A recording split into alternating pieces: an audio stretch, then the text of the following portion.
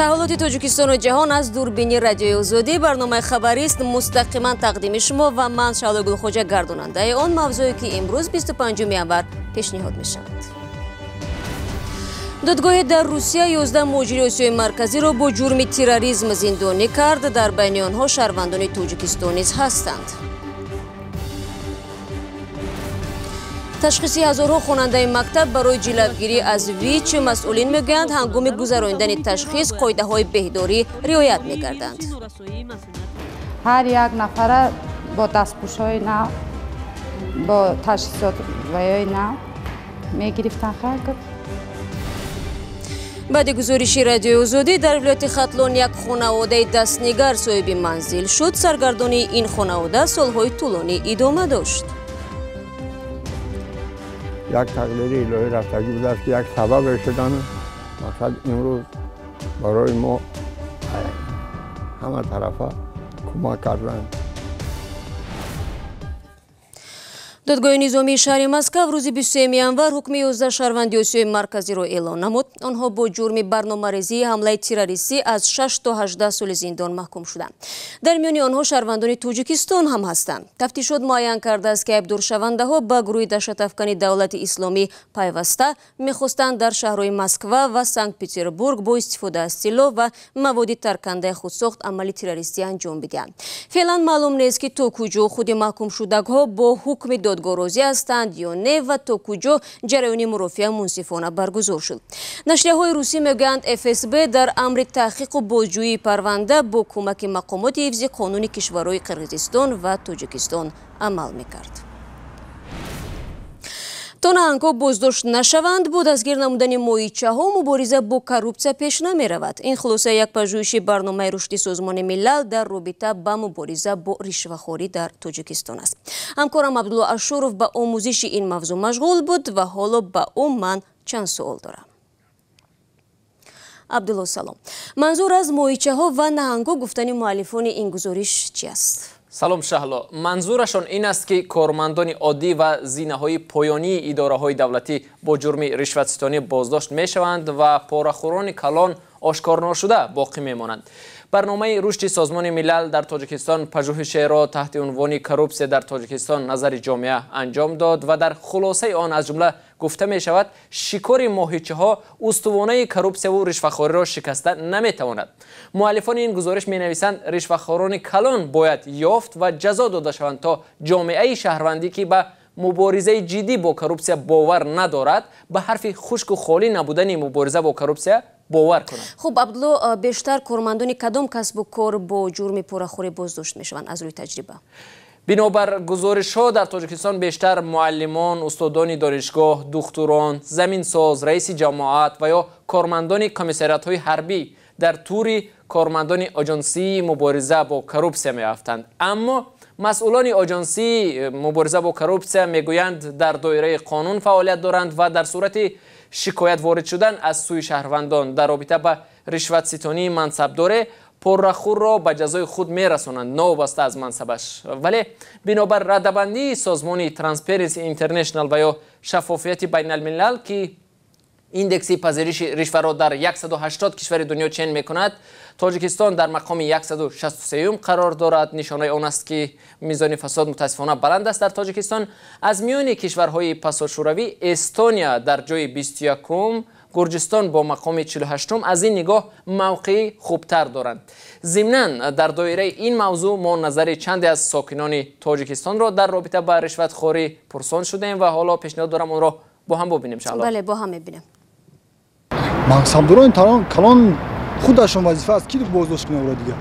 چون بالای وظیفه بلند است، چون کرسی بلند خودشون رو کی بازداشت میکنه دیگه هیچ کاری. زندگی آنها، دارایی‌های آنها، ثروت آنها و طرز زیست فرزندانشان باری دیگر ثابت میکند که این همه دارایی‌ها را آنها البته که با راه مهنت و یک معاش به دست نآوردند. این هیچگاه از نظرها پوشیده نمیماند. هست بازداشت‌شوی هست نه که باید با طریق زندانی نه با دیگر راه‌ها مثال با کدام راه‌ها؟ با راه‌های مبلغ با آنها را رشوه داده جان خود را خلاص میکنند. تشکر عبدالله برای صحبت. در حالی که مقامات از عزم قوی در مبارزه با کروپسیا حرف میزنند، ساکنان میگویند رشوه‌خوری و تمجید منصبداران روزگار آنها را تباه کرده است. شکایت‌های ساکنان بیشتر از تمجید منصبداران هنگام تقسیمات زمین برای بنیاد خانه و کشاورزی زیاد به گوش میرسد.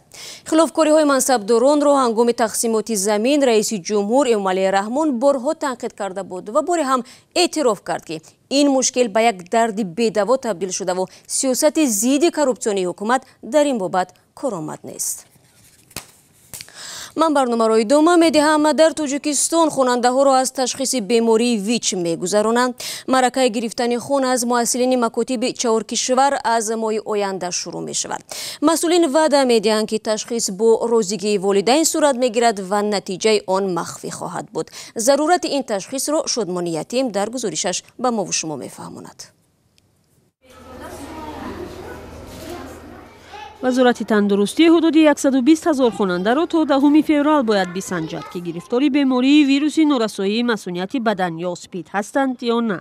این چورابینی هم با مقصد آن است که ما سطح پنجشوی سرایت ویروس نورسایی مسئولیت آدم را در بین کودکان و نورسان معین سازیم و این به ما امکانیت می‌دهد که در آینده نقشه چورابینی ها آماده سازیم و طبق آن یعنی که جهت پیشگیری پنجشوی سرایت ویروس نورسایی مسئولیت آدم در بین کودکان و نورسان فعالیت هامون پیش بریم. معرکه تشخیص طبی کودکان مکتبخوان با اجازه والدان آنها در داخل مکتب‌ها گذرانیده می شود. مأموریت تعلیمگاه‌ها با تشکیل مجلس به والدان از هدف این معرکه معلومات می دهند.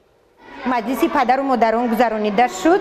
تکلیف کردند که هر یک وقتی که از کودکان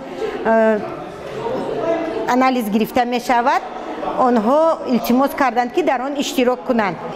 پدر و مادران از آن خواطر بودند که مبادا امون سوزن‌هایی که از آنها امین انالیز گرفته می شود مبادا برای چند کس یک سوزن استفاده برده نشود. تشخیص گذرانم. زرینه ظریفه و مادری 2 فرزند مکتبخوان است. وقتی از او برای از تشخیص СПИД گذرانیدن فرزندانش اجازت پرسیدند کمی مشوش شد. پس از صحبت با متخصصان و آموزگاران به تشخیص خون آنها راضی شد. من آمدم دیدم هر یک نفر با دستپوش‌های نو با تشخیصات ویای نو میگرفتن. خیلی به نظر من البته ضرورت است. به هر یک خیلی پیشگیری است. آغاز تشخیص طبی برای СПИД در مکتب‌ها باعث تشویش و نگرانی برخی از والدان شده است. گروه در شبکه‌های اجتماعی نسبت این اقدام ناراضگی خود را بیان کردند. به فکر من کاری ناخوب می شود. جامعه ما تا حال نمیخوانند، نمیدانند. مثلا اگر رفت و نتیجه منفی برآید از آن همه صنف آگاه میشوند. مسئولین مرکز پیشگیری و مبارزه با ویروس نورسایی مسئولیت آدم میگویند این اقدام به خاطر صحتی کودکان و نورسان روی دست گرفته شده است و آن تحت نظارت شدید مسئولین گذرانیده شده، نتیجهش کاملا مخفی نگهداری می شود. سنجش ویروس نورسایی مسئولیت آدم در دایره چورابینی مذکور به طور رایگان عملی کرده می شود و تمامی امکانیت هایی که در این یعنی تمامی آن تست سیستم ها و دیگر مواد های لازمی که در این چورابینی مصرف می شوند از جانب حکومت جمهوری تاجیکستان دسترس کرده شده است. در میان بیش از 8,000 گرفتاران بیماری ویروس نورسایی مسئولیت آدم در تاجیکستان بیش از 800 نفر کودکان هستند.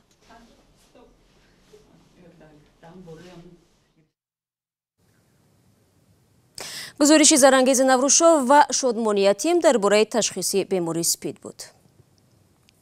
شما برنامه خبری رادیو آزادی را تماشا دارید. دیروز ما در برنامه خبری از دهه عادلی وحدت برای شما گزارش داده بودیم. در این دهه آب پسمانده و برف و باران باعث فرو رفتن زمین شده است. همین حالت در بعضی مناطق ایران نیز وجود داشته است. اما با فرق از تاجیکستان در آنجا بنابر خشکسالی آب را از منابع زیرزمینی بیرون کشیدند. چنین نوع آبیاری منجر به فروریزی زمین ها گشته است. کامیمرسیاتو گزارش می‌دهد. بخشای از ایران فرو می روند. این غارها و رخنه‌ها نتیجه زمین لرزه نیست، بلکه پیامد استفاده بیش از حد آب زیر زمینی است. وقتی که شما آب از سطح زمین بیرون می‌کشید بین خاک و بین سطح خاک هم آب هستش، هم هوا هستش و خاک هستش. شما آب رو دارید میکشید زمین، از زمین میکشید بیرون، یه فضای خالی بین دانه‌های خاک ایجاد میشه. یواش یواش اینجا منطقه بار فشاری که از بالا فشار میشه باعث میشه این خاک‌ها به هم بچسبه و یواش یواش منطقه ریزش کنه و شکاف ایجاد بشه. ایران حالا دچار خشکسالی است. برای آبیاری کشتزارها در ایران گرم و خشک آب زیادی زیر زمینی را میکشند. از این سبب زمین فرو می رود و در بعضی جای غارهای با عمق 60 متر پیدا شدند. پدیده فرونشست پدیده مخربیه و ممکنه اثراتش رو مثل زلزله سریع احساس نکنیم، ولی آثاری که به بار میاره همینطور که الان خودتون هم ملاحظه میکنید آثاری هستش که در طول زمان و مخرب میتونه باشه. یعنی من میتونم از تاثیرات فرونشست به شما بگم اثرات مخرب فرونشست: تخریب زمین‌های کشاورزی، ایجاد ترک در سطح زمین، آسیب رسوندن به مناطق مسکونی شهری، سیستم فاضلاب، ترک در جاده‌ها، اختلال رسانی در سیستم لوله‌های گاز، آب. متخصصان معلوم کردند که در جنوب ایران زمین تا 42 سانتی متر در یک سال پایین رفته است، هرچند باید از 2 تا 3 سانتی متر باشد. در این محله در جنوب تهران علامت‌های واضح فرو رفتن زمین دیده می شود. نرخ‌های بسیار بالایی است و خیلی جاها هم جایی هستند که جمعیت زیادی درش سکنا دارن و بعضاً زیرساخت‌های حساسی مثل فرودگاه توشون قرار گرفته که از نظر ما اونا اولویت دارن. سال 2018 هم در 97% ایران به حد شاهد خشکسالی شدند. به گفته بعضی از دانشمندان مدیریت نادرست در استفاده آب وضع را بدتر کرده است. تابستان سال گذشته نارسایی آب در جنوب ایران تظاهرات برانگیخت. با ادامه خشکسالی رخنه‌ها در اینجا فقط یک علامت مشکلات عمیق در ایران است. برمیگردیم به تاجیکستان. گزارشی رادیوی آزادی سبب گشت که یک خانواده نودار در ولایت ختلان صاحب منزل 4 حجره‌ای و 8 سوتق زمین شود. در مطلبی که 17 ینور نشر شد، اعضای این خانواده نقل کردند که 23 سال پیش با نیت زندگی بهتر از نویه جرگتول به ولایت ختلان کوچیدند و اما سرگردان گشتند. آنها سال 2013 در یک گوشه این ساختمان را که برابر به 7 متر مربع است به عریت گرفتند و به زندگی فقیرانه خود آغاز کردند. درد دل اعضای این عائله به گوش افراد خیرخواه رسید. آنها اکنون به منزل نوساخت کوچ می‌بندند. برمو این همه احوالی که حساب رادیوی آزادی آمدن صورت گرفتن رفتن به همه عیان شد. ناچار بودیم در همون حالت آمدگی همین آدم ها من خواه بودم خیلی سیام که کردن برفتن. اینم یک تقدیر الهی رفتگی بوده است که یک سبب شدن. مقصد امروز برای ما همه طرفه کمک کردن. بعد پخش گزارش افراد زیادی به سراغ این عائله رفته و برایشان کمک کردند، اما فردی که این عائله را صاحب سرپناه نمود نام و نسبش را آشکار نمی کند. طوری معلوم شد منزل نوی خانواده بدرالدین صدرالدینов در دهه بخترآبادی شهر لوکند جایگیر است. در کره جنوبی خدمات برای حیوانات خانگی رشد میکند، زیرا شماره روزافزون مردم این جمهوری به جای فرزندداری هرچی بیشتر به تربیت سگ و گربه رو می‌آورند. چرا این موضوع رو در گزارشی نوبتی می‌بینیم. کره جنوبی با بحران دموگرافی مواجه شده است. در این کشور میزان تولد کودک کاهش یافته و صنعت تولید اشیا و تقاضا به هر گونه خدمات برای حیوانات خانگی افزایش می‌یابد. صاحبان حاضرند به سگ و گربهشان هر چیزی امکان پذیر را فراهم آورند. $100 برای غذا و بازیچه سگ دوست داشته و $50 برای لباس سال نوی وی هیچ مشکل نیست. امروز نزدیک به 3/1 خانواده های کره جنوبی در مقایسه با فرزند به حیوان خانگی میل نشان میدهند. با امید دریافت خبر خوب برنامه امروز را پایان می‌دهیم. با سپاس با یکایک شما برای همراهی. تفصیلات گزارش را در آزادی ویدیو تماشا کنید. خبرهای بیشتر از این در www.azadi.org دسترس است. فرستادن عکس و نوار را به عنوان ما فراموش نکنید. فردا صبح بر وقت نوید بامدادی پیشنهاد شما می شود. تا آن دم خدا نگهدار هر یک شما عزیزان باشید.